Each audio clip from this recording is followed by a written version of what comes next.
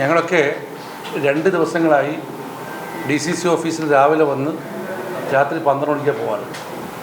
എവിടെയാണ് അടി നടന്നത് ഞങ്ങൾക്കറിയില്ല. ആദ്യമായിട്ട് പറയാനുള്ളത്, ഇന്നലെ ഒരു 1-2 വിഷ്വൽ മീഡിയയിൽ വാർത്ത കണ്ടു. ജില്ലാ കോൺഗ്രസ് കമ്മിറ്റി ഓഫീസിനകത്ത് സീറ്റ് വിഭജന ചർച്ചയിൽ അടിയോടടി തല്ല് എന്നൊക്കെ.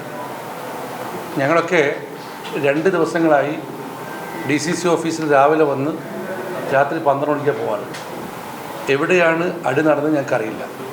ദയവായി ഇത്തരം തെറ്റിദ്ധരിപ്പിക്കുന്ന വാർത്തകൾ കൊടുക്കരുത് എന്നൊരു അഭ്യർത്ഥനയുണ്ട്.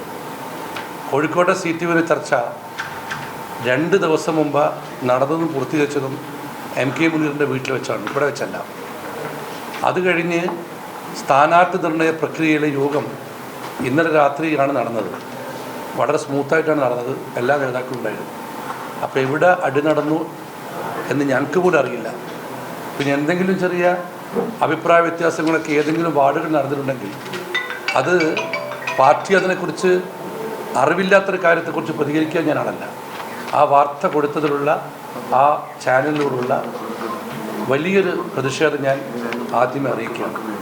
എല്ലാം വിമർശനത്തിന് അതീതമാണെന്നും അല്ലെങ്കിൽ യോഗങ്ങളിൽ കലവ നടക്കില്ലെന്ന ഗ്യാരണ്ടിയൊന്നുമില്ല. പാർട്ടിയുടെ യോഗത്തിനിടയ്ക്ക് അങ്ങനെ ആരെങ്കിലും എവിടെയെങ്കിലും അപമര്യാദയായി പെരുമാറിയിട്ടുണ്ടെങ്കിൽ, മോശമായ രീതിയിൽ പ്രവർത്തിച്ചിട്ടുണ്ടെങ്കിൽ അതിനെതിരെ ശക്തമായ നടപടിക്ക് ആദ്യം പാർട്ടി എടുക്കും. അതാണ് ഇപ്പോഴത്തെ പാർട്ടിയുടെ ഒറ്റക്കെട്ടായ തീരുമാനം.